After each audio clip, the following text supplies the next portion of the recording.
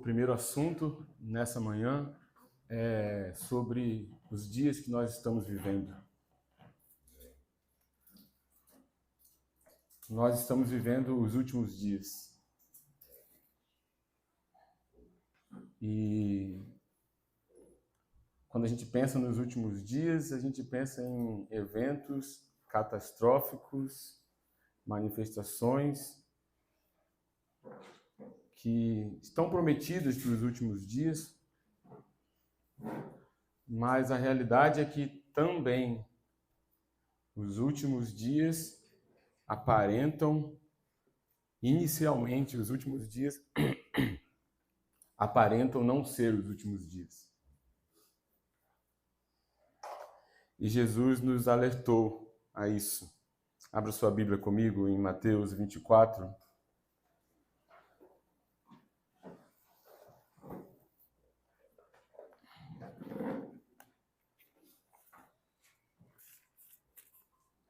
Mateus 24 é talvez uma das passagens mais famosas, é o sermão profético de Jesus. Jesus fala desse princípio das dores, ele fala de muitos acontecimentos, mas o versículo 37 e 38 ele diz o seguinte: pois a vinda do Filho do Homem se dará à semelhança dos dias de Noé. Porque nos dias anteriores ao dilúvio, todos comiam, bebiam, casavam-se e davam-se em casamento, até o dia em que Noé entrou na arca. E ele continua: e não se deram conta até que veio o dilúvio e levou a todos. Assim também será a vinda do Filho do Homem. E a gente se perde no versículo 40 sobre o que é um ser levado e o outro deixado. E nós nos apegamos a detalhes, criamos doutrinas que não estão na palavra de Deus para dizer que a igreja vai ser arrebatada, de que tudo aqui vai passar e o último que sair apaga a luz. Só que a Bíblia não fala isso para nós. Pelo contrário, ela fala que nós devemos vigiar. Vigiar. Como foi nos dias de Noé, assim será a vinda do Filho do Homem. Porquanto, assim como nos dias anteriores ao dilúvio, comiam, bebiam, casavam e davam-se em casamento, até o dia em que Noé entrou na arca.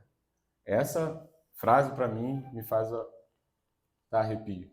Até o dia em que Noé entrou na arca. Então, a gente tem que pensar um pouco naquela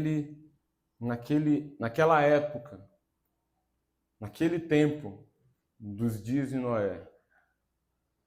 Então, Noé era um homem que andava com Deus.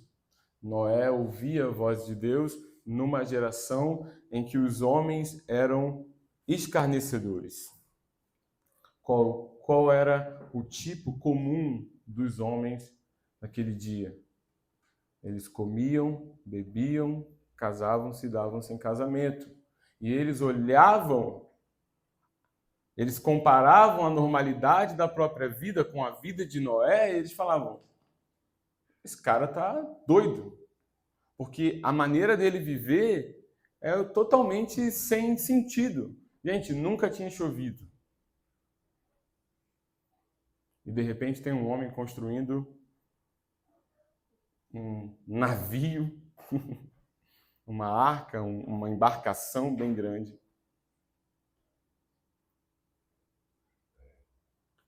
Convidando os homens a se arrepender. A construção da arca era isso. A construção da arca era um convite aos homens para que eles se arrependessem, para que eles crescem no invisível, para que eles não vivessem a partir da realidade que estava presente diante dos olhos dele. a aparente realidade. A verdade era que viria chuva. Então, quero falar um pouco desse tipo de homem dos últimos dias. É preciso a gente ter um quadro dos homens dos últimos dias, porque nós precisamos comparar a nossa vida, a nossa postura, a nossa expectativa do tempo que nós vivemos. Qual é a expectativa do tempo em que você vive? Você vive para quê? Você vive para quem? 2 Pedro, capítulo 3, versículo 3 a 4. 2 Pedro 3, 3 a 4. Sabei antes de tudo que nos últimos dias virão zombadores, com a sua zombaria, andando de acordo com seus próprios desejos, dizendo: onde está a promessa da sua vinda? Porque desde que os pais morreram, todas as coisas permanecem como desde o princípio da criação. Então esses homens zombavam de Noé, porque o coração deles estava em comer, beber, casar e dar em casamento, dar-se em casamento. Você pode pensar, nossa, mas eu faço tudo isso. Eu como, bebo, eu caso e minha filha está casando. Inclusive está dando um trabalhão, porque a gente está tendo que gastar dinheiro com isso. Se tem alguém assim, eu não sou profeta não, tá, gente? É que a vida é assim. Essa é a vida. E tá tudo bem. O problema aqui está no nosso coração. Então, esses homens, eles zombavam porque eles estavam andando de acordo com os próprios desejos. Ou seja, eu não preciso me preocupar em um empreendimento que não vai acontecer. Então eu vou devotar o meu coração a viver a vida.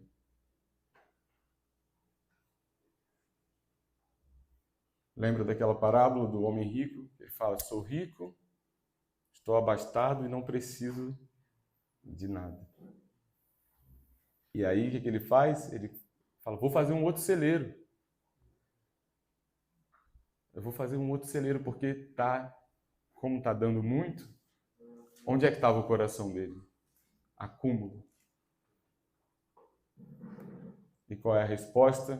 Louco. Nessa noite pedirão a sua alma. Louco. O que é loucura, gente? Loucura é agir de maneira contrária à realidade. Não é isso? O louco, ele faz isso. Ele ignora a realidade. Por isso que o louco é engraçado. Não é? É caricato, é engraçado.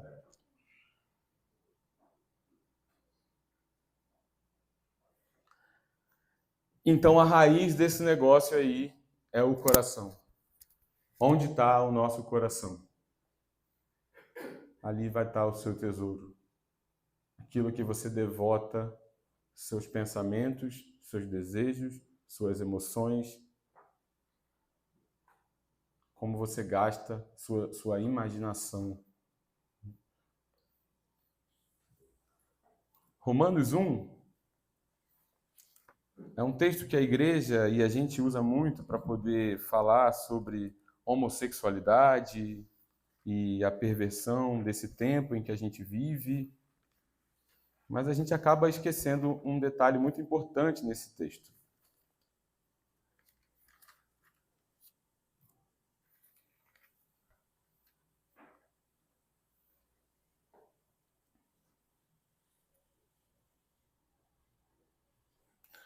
Versículo 18. Pois a ira de Deus se revela do céu contra toda impiedade e injustiça dos homens, que impedem a verdade pela sua injustiça.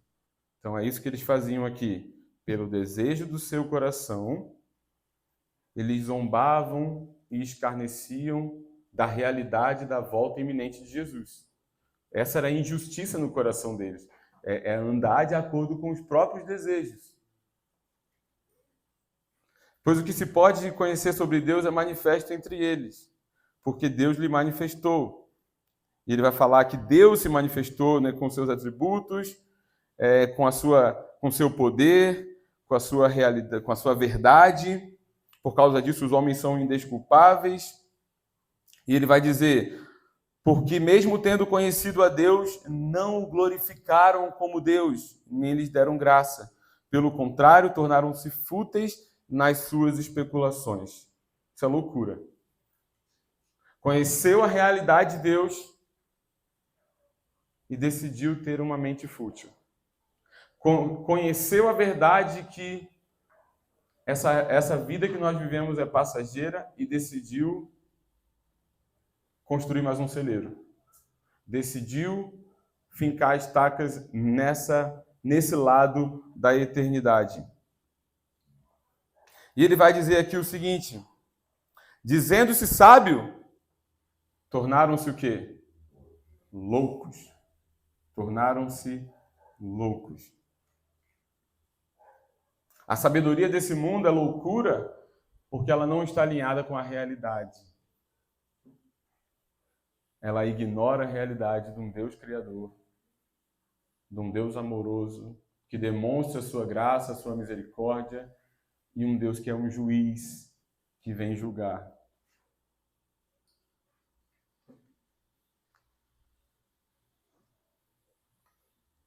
E ele vai dizer aqui: e substituíram a glória do Deus incorruptível por imagens semelhantes ao homem corruptível, às aves, aos quadrúpedes e aos répteis.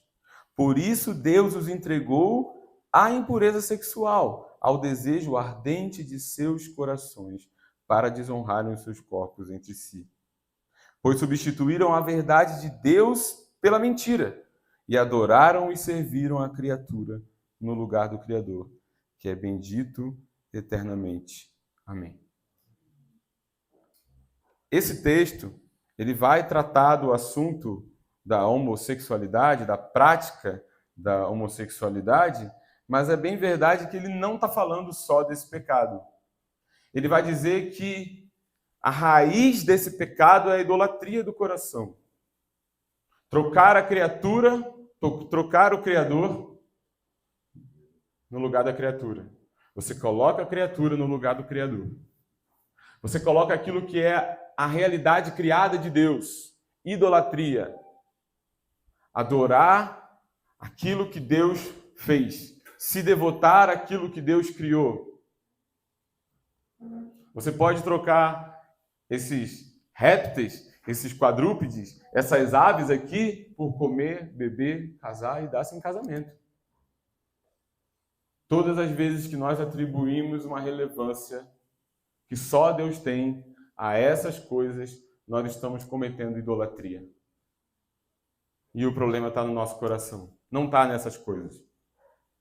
Os répteis, as aves, os quadrúpedes não tinham culpa nada disso. O problema era no coração do homem.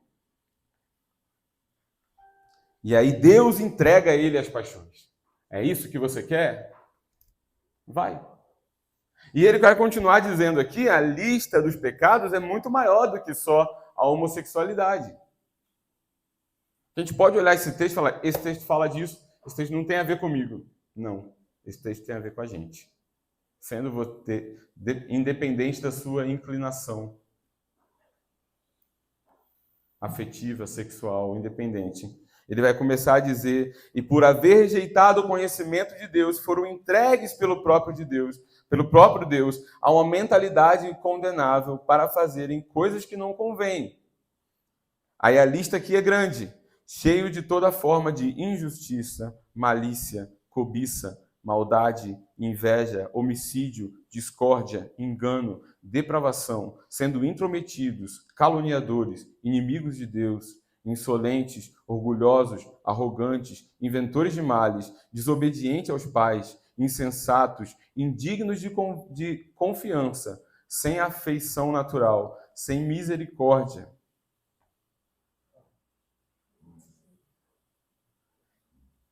Então Paulo aqui está dizendo, eu não estou falando só dos homossexuais.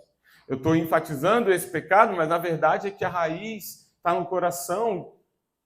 A raiz da homossexualidade Está no coração como todos os outros pecados, como todas as nossas paixões.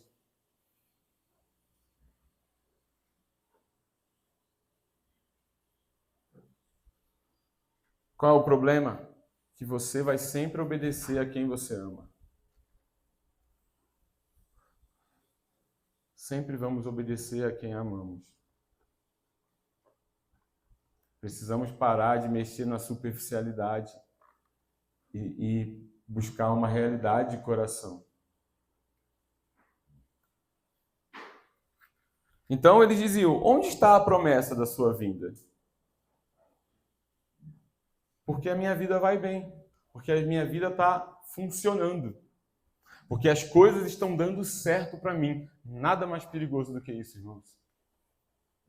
Nada mais perigoso do que quando tudo dá certo para você. Porque no meio dos desafios, você grita por socorro. Porque no meio do desafio, você se sente humilhado. Mas no meio da bonança, você diz: eu tenho tudo. Está tudo bem. E ainda tem se pregado um evangelho que reforça, que faz as pessoas correrem para esse lugar de conforto. É o que a gente chama de a canção de ninar.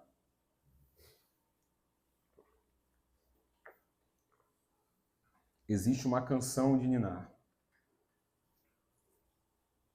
E o refrão dela deve ser: eu escrevi comer, beber e casar. É a canção de ninar do mundo. É a normalidade do mundo. A normalidade dessa vida é perigosa. Lucas 21, 34. Lucas 21, 34 a 36. Cuidai de vós mesmos. Não aconteça que o vosso coração se encha de devassidão. Eu não sou uma pessoa devassa. Embriaguez. Nem bebo. E preocupações da vida. Em algumas versões está os cuidados dessa vida. Olhai por vós que não aconteça que os vossos corações se carreguem de glutonaria, embriaguez e dos cuidados dessa vida. Aqui na minha Bíblia, no lugar de glutonaria, está devassidão. Porque a embriaguez e a glutonaria são sinônimos. Né? E cuidados dessa vida. Jesus coloca o cuidado dessa vida do lado de coisas que são tão reprováveis para nós. Ele está dizendo: a devassidão é perigosa. A glutonaria, a embriaguez é perigosa. Assim como os cuidados dessa vida. As preocupações dessa vida.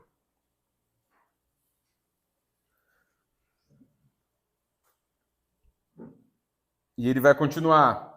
E aquele dia vos surpreenda como uma armadilha, pois ele virá sobre todos os que habitam na face da terra. Vigiai, pois, orando em todo tempo, para que possais escapar de todas as coisas que haverão de acontecer e ficar em pé na presença do Filho do Homem. Ele está dizendo o seguinte aqui: cuidado que o vosso coração não se encha. Cuidado para que o vosso coração não fique sobrecarregado, em algumas versões, vai dizer. Não fique sobrecarregado com os cuidados dessa vida. Cuidado para que o casamento, para que o emprego, para que os estudos, para que a família,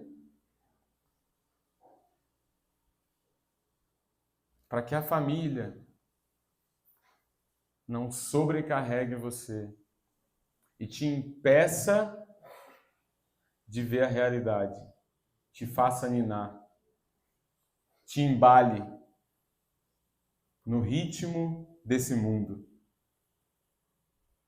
Cuidado Não que aconteça que os vossos corações se carreguem, se sobrecarreguem, fiquem cheios dessas coisas.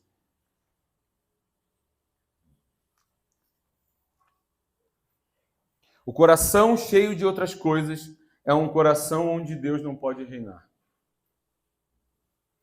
Onde não tem espaço para Deus. É um coração cheio de outras coisas. Se você não tem esse espaço no seu coração onde Deus reina sobre essas coisas. É um coração onde Deus não pode reinar. Nossa geração deve ser a geração mais ocupada de todas. Eu acho que isso é verdade. Eu acho que os especialistas também acham que é verdade. Nossa geração é a mais ocupada de todas. Até quando nós não estamos trabalhando, nós estamos ocupados. Sabe onde você vê isso? Quando você vai ao banheiro. Quantos pensamentos valiosos na história da humanidade não surgiram, talvez, nesse momento? Quantos momentos de reflexão da vida, que é um momento que você não está fazendo nada, né? Assim, você está fazendo algo, né? Seu corpo está fazendo algo, a sua mente está... Mas agora você está sempre... Como? Glória a Deus.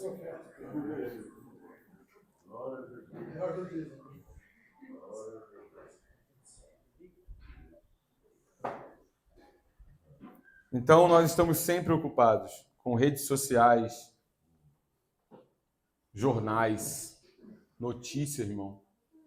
Notícia. Eu já fiquei sobrecarregado de notícia.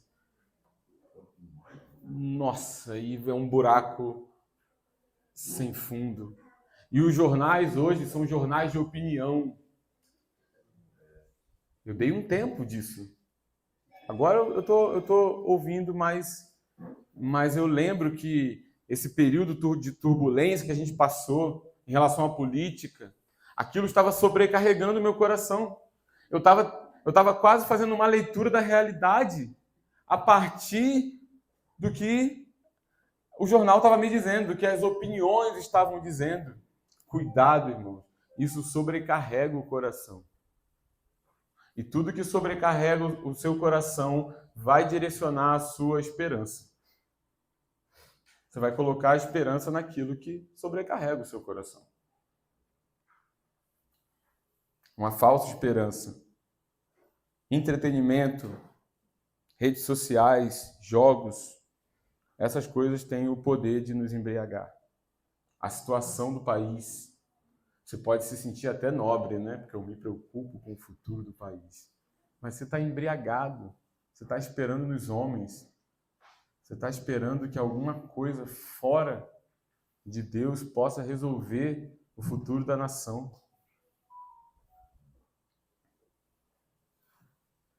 E Jesus ele vai dizer que pessoas que vivem dessa maneira são pessoas que vão entrar numa armadilha.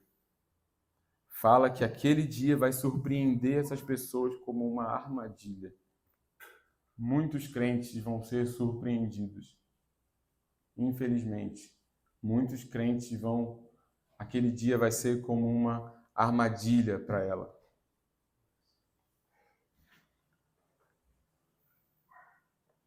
Então, as preocupações da vida nesse texto Jesus está colocando coisas que são muito desprezíveis do lado delas. As preocupações dessa vida.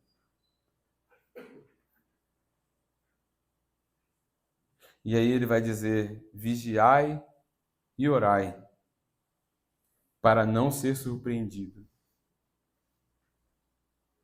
Então, vigiar fala de uma atenção a toda a ameaça que nos distrai dessa realidade. Eu preciso vigiar. O que está roubando o meu coração? Minha mente, minhas emoções, minha esperança. Onde é que eu estou colocando a minha esperança? No próximo aumento? No concurso? No casamento? na construção que eu estou fazendo?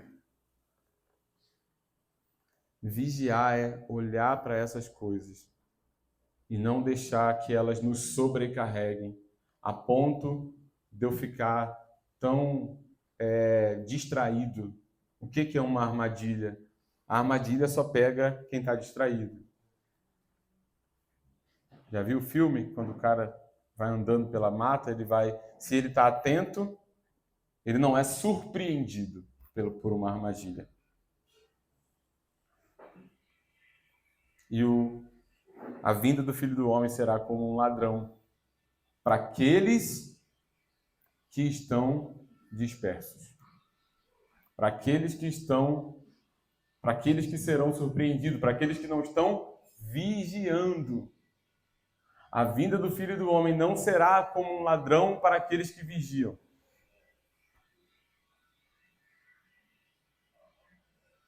Isso não significa que nós saberemos exatamente o dia e a hora. Não é sobre isso. Mas é sobre um coração que vigia e que espera. Os guardas no muro, eles vigiavam. Eles ansiavam pela manhã. Eu lembro quando eu leio esse salmo, né? Eu espero por você como os vigias esperam pela manhã.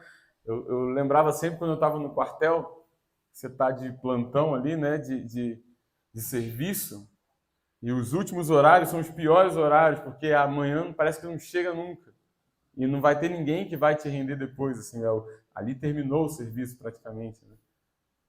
Então é um coração que está vigiando para ver se alguma coisa está roubando o nosso coração e vigiando, aguardando o dia do Senhor. Orar em todo tempo. Ele fala de uma vida de comunhão constante com o Senhor. Comunhão constante. Noé era um homem que tinha comunhão constante com Deus. E a vida dele foi contrário. A vida de Noé foi contrária ao curso do mundo. E a realidade, irmãos, é que nós estamos em guerra. E numa guerra, uma guerra requer atenção. Soldado distraído não dura no campo de batalha. Então, o soldado é aquele que está com os ouvidos abertos. Prontidão. Ele tá vigiando em prontidão, em comunhão com Deus para duas coisas. Para perceber o movimento do inimigo e para ouvir a voz do seu comandante. Então nós precisamos vigiar e orar para perceber a voz do nosso comandante e perceber o movimento do inimigo. Essas coisas, elas fazem guerra contra o nosso coração, como a palavra fala.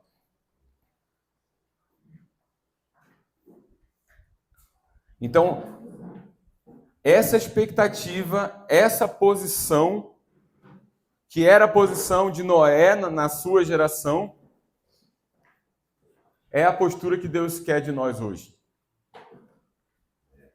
Hebreus 11, versículo 7, diz o seguinte: pela fé, Noé, temente a Deus, construiu uma arca para a salvação da sua família, quando advertido sobre as coisas que ainda não se viam. Por meio da fé, condenou o mundo e tornou-se herdeiro da justiça segundo a fé. Essa posição de coração vai julgar a nossa geração. A igreja existe para isso. A igreja é essa arca. Cristo é a nossa arca. E nós entramos através da vida da igreja. Nessa vida. Então a vida de Noé estava em oposição aos homens da sua geração. Porque se você é crente e o seu coração está sobrecarregado dessas coisas, de bebida, de depravação, de devassidão e dos cuidados dessa vida. E dos cuidados dessa vida. Sua vida não é diferente do mundo. Logo, o seu testemunho e o testemunho da sua família não julga essa geração. Então, Noé não julgou a geração ao falar para a geração. Noé não julgou essa geração a pregar para eles que eles iam morrer. Mas o próprio testemunho e prática de alguém que ouvia e via o invisível condenava a maneira dos outros viverem. Deus chamou a gente para pregar, para falar do Evangelho. E Deus chamou a gente para testemunhar com a nossa vida também. Não é uma coisa ou outra. Não é fale e, se necessário, use palavras. Não, não é isso. Viva e fale. Pregue, em tempo e fora de tempo. Mas existe um testemunho de vida que autoriza, no sentido de que traz autoridade para a nossa pregação. Tinha um pregador que ele dizia o seguinte: a sua vida fala tão alto que eu não consigo ouvir o que você me diz. Mas quando o nosso testemunho está alinhado com a mensagem que nós carregamos, isso é poderoso. E Deus está nos chamando para isso. Para que o nosso estilo de vida possa julgar o mundo. Possa mostrar, vocês não quiseram, eu convidei vocês.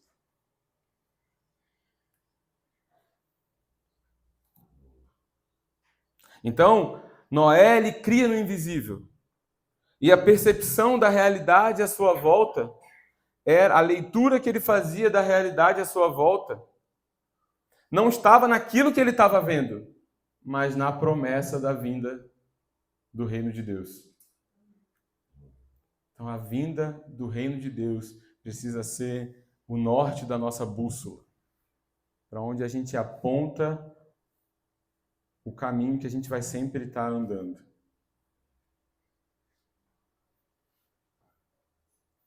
E eu quero concluir essa parte trazendo Romanos 12, 1 ao 2.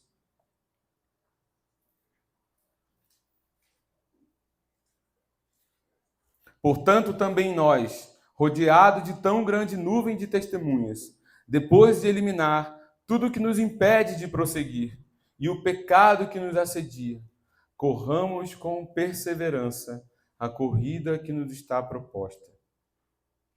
Fixando os nossos olhos em Jesus, o autor e consumador da nossa fé, o qual, por causa da alegria que lhe estava proposta, suportou a cruz, não fazendo caso da vergonha que sofreu, e está sentado à direita do trono de Deus. Então aqui ele nos exorta a olhar para essa nuvem de testemunhos, a esses homens na Bíblia, os homens da história bíblica, principalmente, e os homens que nos formaram, que nós admiramos, e seguir essa nuvem de testemunha. Com base nessa nuvem de testemunha, com base no testemunho de Noé, de Abraão, de Isaac, de Jacó, de Davi, de Pedro, de Paulo, do próprio Senhor Jesus, a gente deve fazer o quê? Correr. Quando a gente corre? Depois de eliminar tudo que nos impede de prosseguir. Não dá para correr tendo essas coisas amarradas a nós. O pecado que nos assedia. Preciso ter como Davi fala, um ódio perfeito. Não os aborreço, Senhor, com ódio perfeito, os seus inimigos. Essas coisas são inimigas de Deus. Esses são os inimigos de Deus. O mundo, a carne e o diabo. Esses são os inimigos de Deus. E nós precisamos ser radicais em nos desembaraçar desses inimigos, dessa coisa que nos assedia. Isso tem a ver com arrependimento. E a boa notícia é que o chamado para nós é ter os nossos olhos fixos em Cristo, o autor e o consumador da nossa fé. Irmãos, não é você que sustenta sua salvação. Em você, por você mesmo, por saber dessas coisas, por ouvir o que nós estamos falando. No braço da sua carne, isso é abominação a Deus. Ele está dizendo aqui para ter os olhos fixos em Jesus, o autor e consumador da nossa fé, aquele que suportou a cruz, porque foi na cruz que ele despojou principados e potestades. Foi na cruz que ele derrotou os nossos inimigos. Então, esses inimigos são os inimigos de Deus, eles já foram derrotados na cruz. E é por causa de Jesus. É por causa da obra de Jesus. Não da sua capacidade moral de permanecer fiel, mas por causa da fidelidade daquele que está nos chamando. O autor e o consumador da nossa fé. Ele não apenas te deu a fé, mas ele é aquele que efetua a fé e aquele que sustenta a sua fé. E o nosso chamado é nos apegar a essa realidade, a realidade do Evangelho. Nós somos falidos. Nós somos maus. Nós somos inclinados a essas coisas. E a graça é a graça de Deus que opera a capacidade de nos desembaraçar dessas coisas. É o poder do Espírito Santo, é o poder santificador da palavra, da obediência, da fé no Evangelho, que vai nos dar força para olharmos para a situação presente do mundo e virarmos as costas para ela e ter uma atitude de Noé, como a de Noé, que cria no invisível. Deus continua o mesmo. Deus é o mesmo ontem, hoje e para sempre. Nós temos visto, ano após ano, no CPT, que tem acontecido um tipo de degradação geracional. Parece que o material humano está cada vez mais pobre. E não é só, não estou falando de espiritualmente, assim.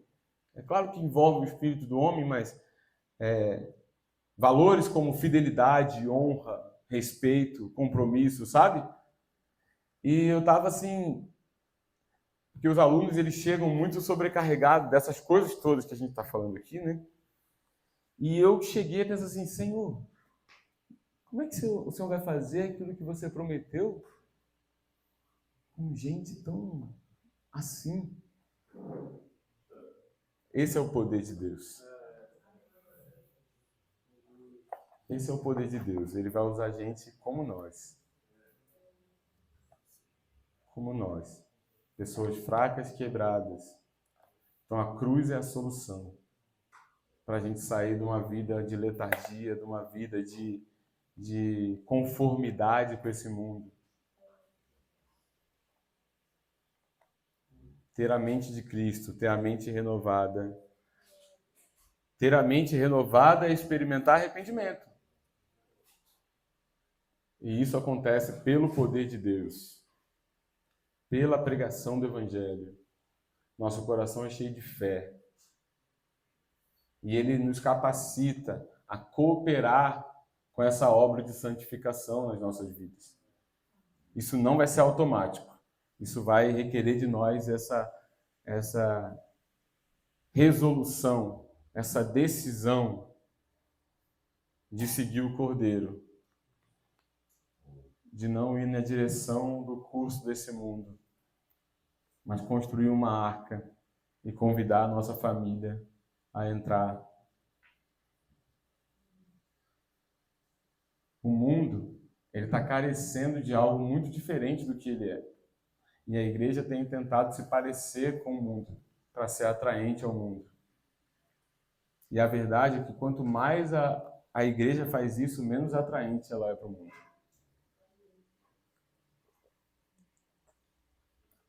É uma estratégia carnal, humana. Achar que nós devemos nos vestir, e falar igual e nos portar igual para poder alcançar o mundo. Eu não estou falando para a gente andar de burca ou andar de... Sabe? Mas é carnal, é humano, é uma ferramenta humana achar que é. E que isso vai trazer as pessoas. O mundo é atraído por aquilo que é diferente. O mundo está cansado dele mesmo. As pessoas estão cansadas dela mesma. Mas é esse testemunho de fidelidade, de crer no invisível e de pautar a sua vida no invisível. Não pautar a nossa vida naquilo que a gente vê. Numa boa previdência, num investimento. Pautar a nossa vida num emprego bom, num casamento, numa família perfeita. Não é sobre isso, é sobre olhar para o invisível. Que o Senhor nos dê graça, que o Senhor nos capacite a olhar firmemente para o autor e o consumador da nossa fé. Aquele que suportou a cruz e nos chama a, junto com ele, suportar a cruz também. Toda essa canção de ninar, toda essa satisfação que o mundo traz, só visa abafar a realidade de que tem uma dor no nosso coração e essa dor ela não vai passar enquanto Jesus não voltar.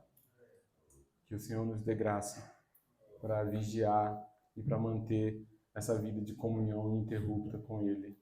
E para que Ele abra os nossos olhos para a verdadeira realidade. A verdade é para a realidade. Para que a gente não abrace a loucura desse tempo. E a gente não seja surpreendido. Amém? Era isso.